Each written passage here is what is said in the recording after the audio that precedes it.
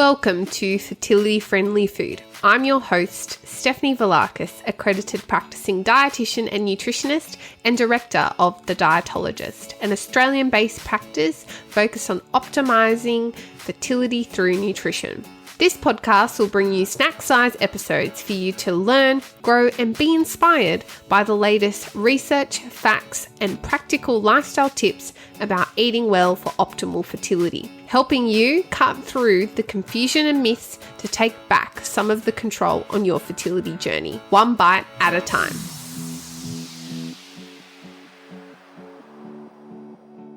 Hey everyone, and welcome back to another episode of Fertility Friendly Food, the podcast. My name is Stefanie and I'm an expert fertility dietitian and nutritionist and founder of the Dietologist, and of course, your host of the pod.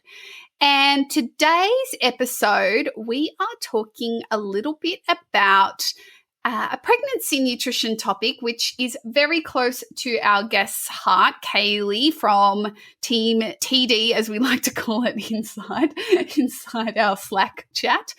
So Kaylee, if you haven't listened to our previous episodes, is a certified pregnancy and fertility dietitian, and she consults here at the Dietologist online a couple days a week whilst she's also pursuing her PhD and research on this topic of pre-eclampsia and pregnancies affected by high blood pressure. So honestly, she is the very best guest for this episode. So welcome back, Kay.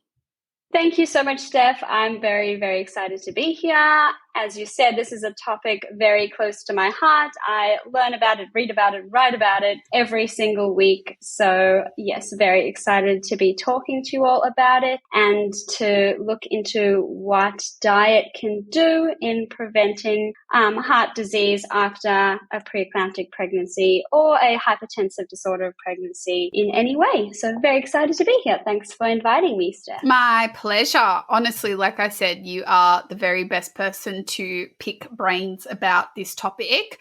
But before we go into the nitty-gritty about preeclampsia and hypertensive disorders in pregnancy, I think we need a few definitions here. So what is hypertension? What is preeclampsia? Give us the lowdown. Yep, let's get into it. So hypertension basically means high blood pressure. And interestingly, hypertension is one of the most commonly reported medical problems during pregnancy. Hypertensive disorders of pregnancy actually affect 8 to 10% of pregnancies worldwide. And whilst that doesn't actually seem that high statistics, it actually is. And they can actually result in some adverse complications for both mum and her baby as well. The issue is that many women don't receive much information about this topic until they are already diagnosed, which in my opinion is just way too late. And it can be really frustrating and scary for mum to only find out what preeclampsia is or what a hypertensive disorder of pregnancy is, at the time of diagnosis. So hypertensive disorders of pregnancy are a group of high blood pressure disorders, and they include chronic hypertension, gestational hypertension, and pre-eclampsia, which is probably the most well-known one.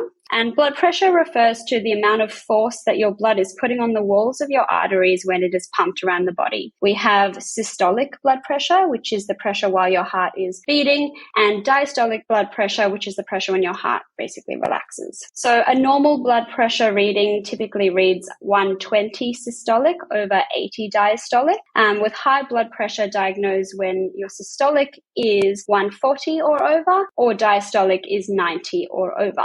So I'll go through what the three different types of hypertensive disorders of pregnancy that I just mentioned were. So we have chronic hypertension. Chronic hypertension is high blood pressure that was either present prior to pregnancy, so you had high blood pressure before getting pregnant, or it was diagnosed before 20 weeks gestation, or it can also continue after 12 weeks postpartum. And chronic hypertension occurs in approximately 5% of pregnancies, and these rates are on the rise. Gestational hypertension is different in the sense that you didn't have high blood pressure before falling pregnant, and it's also known as, say, pregnancy-induced hypertension.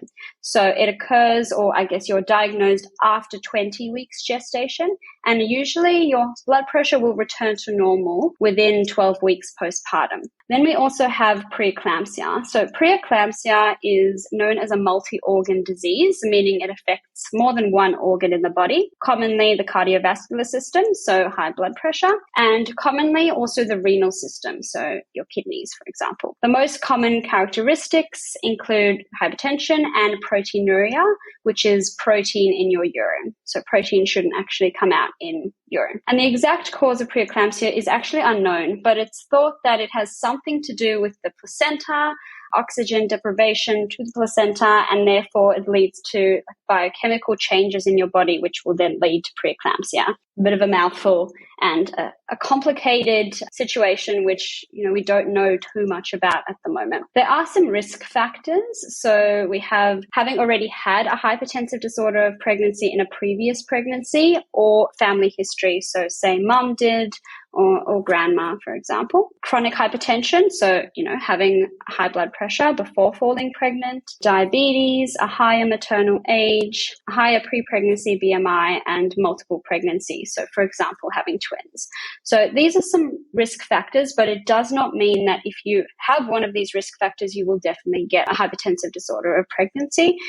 We just see higher rates in some of these risk factors. So when thinking about nutrition, we don't have conclusive evidence about the role of nutrition in preventing hypertensive disorders of pregnancy, but I will share with you the three, most researched nutrients when it comes to this area, and most of them have been researched in regard to preeclampsia. So firstly, we have calcium. So calcium is a mineral, and it's been shown to reduce the risk of preeclampsia in women who have a low calcium intake or are at an increased risk of preeclampsia. So the recommended daily intake for calcium currently sits at 1,000 milligrams per day, and you can reach that with, say, 2.5 to 3 servings of dairy or calcium-fortified alternatives per day. Other calcium-rich foods other than dairy or calcium-fortified alternatives include lentils and beans. We have calcium-fortified tofu and also some tinned fish as well. If you are a client of mine and eat tinned fish or fish, you probably have heard me encourage you to go buy the high-calcium tuna. And the high-calcium tuna or canned salmon as well. Basically, they leave the bones in and they crush the bones up, and leave it in there. I promise you, you cannot taste them at all. You cannot feel them. And it basically makes these foods a really good source of calcium. So definitely get on that if you don't already eat that. Then we also have vitamin D. So the research for vitamin D in the role of preeclampsia or hypertensive disorders of pregnancy is weaker.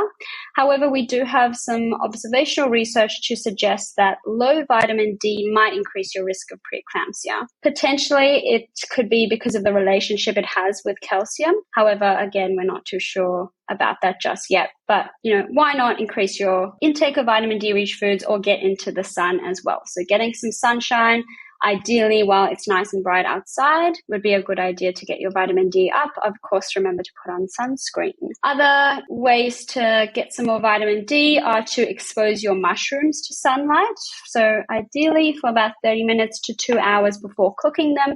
And they actually absorb vitamin D just like our skin does, which is really cool to think about. We can also have vitamin D-rich foods, so things like eggs and oily fish. And also if you are deficient, consider supplementation and make sure before taking any supplements you are discussing this with your health professionals. And then lastly, we have sodium. So we don't have research to suggest that a low salt diet will prevent your risk of preeclampsia or hypertensive disorders of pregnancy specifically. However, it might decrease your risk of chronic hypertension, so getting high blood pressure before pregnancy, and potentially gestational hypertension as well.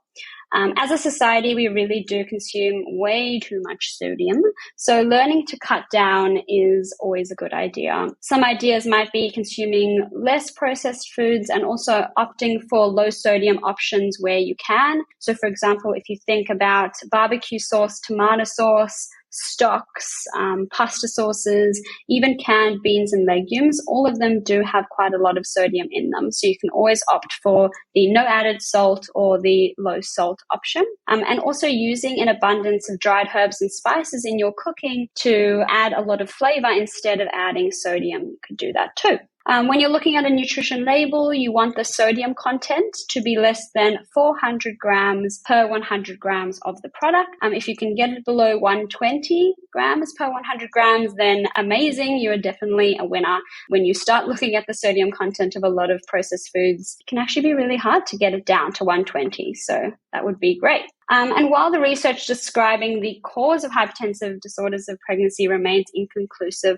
we do know that even though high blood pressure commonly returns to normal after pregnancy, a hypertensive disorder of pregnancy does come with higher risks of chronic diseases later in life. So that includes type 2 diabetes and also chronic high blood pressure and cardiovascular disease. So my top tips to reducing your risk of chronic disease after hypertensive disorders of pregnancy are to reduce the sodium. So learning how to do that during pregnancy is always a good idea. Also replacing saturated fats. So think, butter, coconut oil, a lot of animal fat from, say, fatty meats like fatty mincemeat, with healthy unsaturated fats. So opt for your omega-3 fatty acids, so salmon, tuna, chia seeds, walnuts, and also our monounsaturated fatty acids, so things like avocado and extra virgin olive oil. And my last tip is also to increase your intake of whole grains and cereals.